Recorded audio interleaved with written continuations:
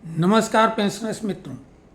पिछले 2 दिनों में 2 वीडियो डॉक्यूमेंट बेस हमने अपलोड किए हैं और अपने दिग्गज श्रमिक नेताओं पर सीधे सीधे प्रश्न चिन्ह लगा दिए कि उनकी कार्यशैली कहीं न कहीं उसमें गड़बड़ झाला है, उसमें त्रुटियां हैं।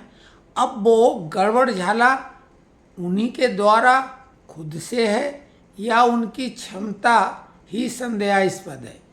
अब आप लोग ये कह सकते हैं कि भाई आप कौन हैं और आपने क्या तीरंदाजी अपनी ज़िंदगी में की है। तो आपको बता दें, जबलपुर में सुरक्षा संस्थान 4 हैं ऑर्डिनेंस फैक्ट्री, जिनमें GIF vehicle factory, ordnance factory Khamaria, GCF. अब ऑर्डिनेंस फैक्ट्री का दर्जा ख़त्म करके उनके अलग अलग ग्रुप बना दिए गए हैं। जीआईएफ जो हुआ करती थी ग्रे आयरन फाउंड्री, उसका नाम अब ऑर्डिनेंस फैक्ट्री जबलपुर हो गया है। मैं उसी में कार्यरत था और आप केवल उसी फैक्ट्री में नहीं, ऑर्डिनेंस फैक्ट्री 4 और बाकी पूरी ऑल इंडिया ऑर्डिनेंस फैक्ट्री जो उस समय 41 थी, सभी में आप हमारे बारे में जानकारी जुटा सकते हैं जो हमारे दौर के लोग हों, क्योंकि हम 15 में सेवानिवृत्त हो गए। तो हमने कई ऐसे मुद्दे जो कि लोग बोले ये असंभव है, ये हो ही नहीं सकता। हमने कहा असंभव कुछ नहीं, क्यों नहीं हो सकता है, और वो करके दिखाए, वो बात मनवा के दिखाई मैनेजमेंट से। हाँ, हमको जितने भी यूनियन के संगठन थे, लाल झंडे के 2 और जो अपना भाजपा वाला ग्रुप है बीपीएमएस, उसमें होता है, बीएमएस का ही संगठन है, भारतीय प्रतिरक्षा मजदूर संघ और इंटक, सभी ने हमको यूनियन में आमंत्रित किया, मनाने की कोशिश की, दबाव डालने की कोशिश की, वर्ष कमेटी का चुनाव लड़ाने की कोशिश की। हमने कहा नहीं, हम सब के लिए काम करेंगे।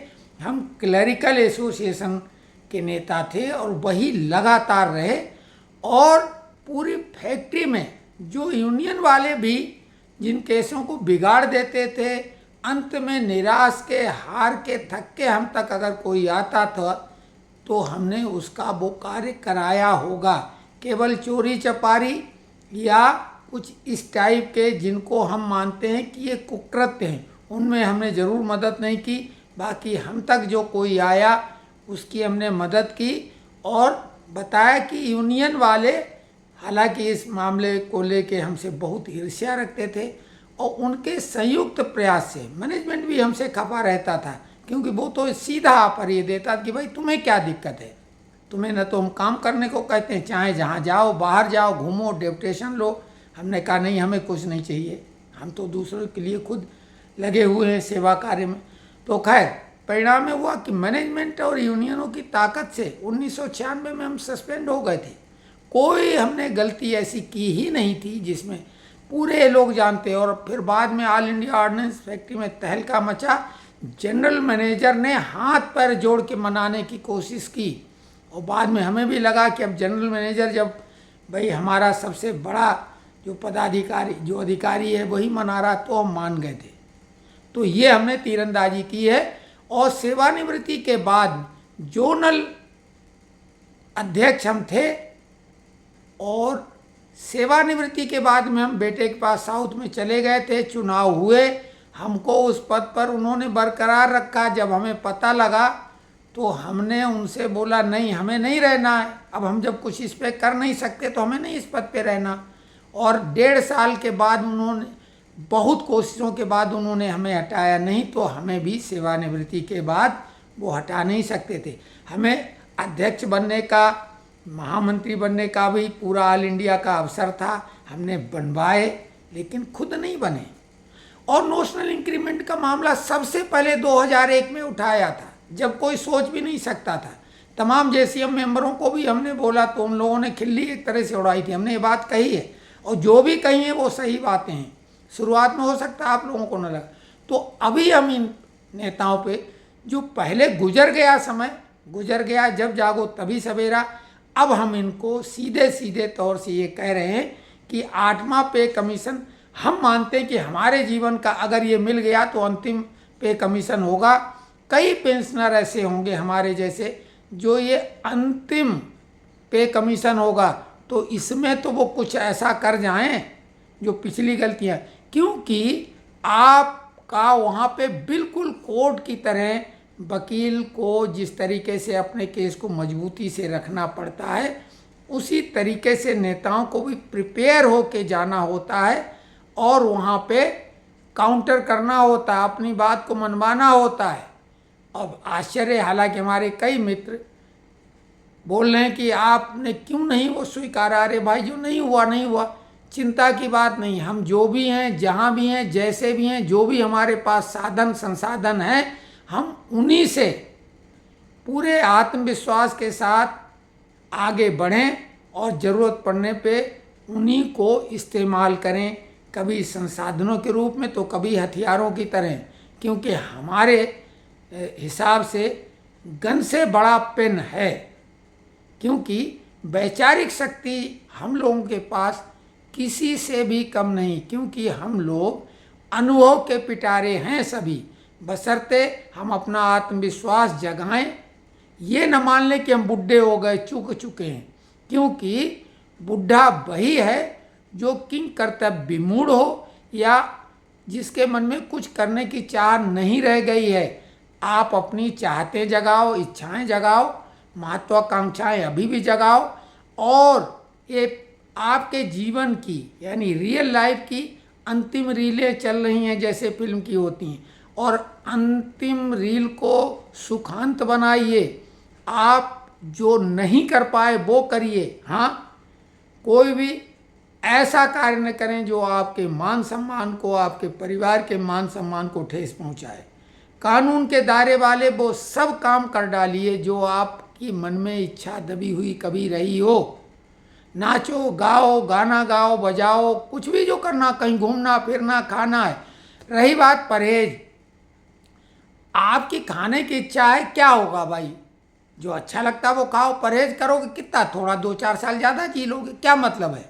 घसीटने से अच्छा जो भी कुछ है, जिस तरीके से आज क्रिकेट चलता है तो आप ज़्यादा गेंदें खेल रही हैं महत्वपूर्ण नहीं, आपने रन कितने बना दिए, आपके रन टीम के हित के लिए कितने हैं। तो आप अपने जीवन का ये अंतिम जो रील चल रही है इसका पूरा आनंद लें, और इसीलिए हमने ग्रुप बनाए और हम आपके सामने आए। हमारा कोई इरादा पेंशनरों के लिए नहीं था, हम तो पॉलिटिकली आदमी, और हमारे अगर वीडियो आप पिछले जाके देखें जिस भी विषय पे बनाए, चाहे फिलिस्तीन इजराइल का मामला हो, हमने इजराइल को सजेस्ट किया था, उसके दूतावास को फ़ोन लगाने की कोशिश की, लेकिन वहाँ का नियम बहुत कड़ा है। और हमने अगर उनको जो सुझाव दिया था 15 दिन बाद उन्होंने वही काम किया। अगर वो 15 दिन पहले कर लेते तो बात इतनी बढ़ती नहीं। जितने भी मामले हैं राजनीति से संबंधित, चाहे चुनाव का परिणाम हो, इंडी गठबंधन जब बना था तब हमने बोला था परिणाम ही निकलेगा। हर प्रदेश के जो चुनाव हमारे ये चैनल बनने के बाद हुए, सब के बारे में हमने भविष्यवाणी की और 90% एक्यूरेट रही। इतनी एक्यूरेट रही कि भारत का कोई भी पत्रकार, कोई भी यूट्यूब चैनल, कोई भी बड़ा न्यूज़ चैनल, कोई भी अखबार हमारे इर्द गिर्द भी सही साबित नहीं हुआ। और इसमें तो ये स्थिति हो गई है पेंशनर्स ग्रुप की कि बड़े बड़े यूट्यूबर फ़ोन करते हैं, हालांकि अब वो नाम हमें पता लग जाता कि उनकी आवाज़ भी पहचानी हुई होती है और वो नाम तो आ ही जाता कॉलर आईडी में। तो आपको बताएं कि 3 लोगों ने कांटेक्ट किया हुआ है और उनके वीडियो रिकॉर्डेड है, जिसमें एक महिला है उसका हमने डिलीट कर दिया रिकॉर्डिंग। क्यों, हमारे फ़ोन में ऑटो रिकॉर्ड होता है, अब वो हमें कुछ सिस्टम हमने एक्टिवेट नहीं किया, लेकिन वो है तो हम उसको डिलीट करते हैं क्योंकि वो भरे नहीं ज़्यादा, तो वो तो हमने डिलीट कर दिया। 2 यूट्यूबरों की बातचीत का पूरा रिकॉर्ड मौजूद है तो वो नकार नहीं पाएंगे, और बड़े यूट्यूबर हैं तो वो हमसे जानना चाहते हैं, यानी खुद कुछ मालूम नहीं और ठेका ले रखा है दूसरों को जानकारी का। तो हम तो ताल ठोक के, खम ठोक के, पूरी चुनौती के साथ जो बात कहते हैं। ज्योतिषाचार्यों को चुनौती दी है, एक बहुत चैंपियन ज्योतिषाचार्य बनते हैं उसको हमने खुली चुनौती दी है। वो वीडियो अगर चाहो तो हम लिंक कर देंगे। तो कुल मिला के जितने भी विषय हमने सभी पे बात की है, और आप सभी से निवेदन कि आप भी अपना एक YouTube चैनल बनाएं, अपने जीवन के जितने भी आनंददायक पहलू हैं, चाहे वो चित्र के द्वारा हो या वीडियो के द्वारा, वो YouTube चैनल पर अपलोड करें। इसलिए YouTube चैनल नहीं कि उससे कमाई ही हो, उसमें आपकी जो भी स्मृतियां हैं उनके चित्र गवाही के रूप में, उनके वीडियो गवाही के रूप में मौजूद रहेंगे। आपके परिवार, आपके मित्र, सभी की जो भूली बिसरी यादें हैं, पुरानी हैं, उनको भी अपलोड करो और इस तरीके से आनंद लो बिना कोई खर्चे का। और हमने भी इसी विचार से चैनल बनाया था, लेकिन मर्जी ईश्वर की, जिधर मुड़ जाएं। लेकिन जहाँ भी जाओ, जो भी करो, आप अपनी उपस्थिति ढंग से दर्ज कराएं। तो ये है आत्मविश्वास।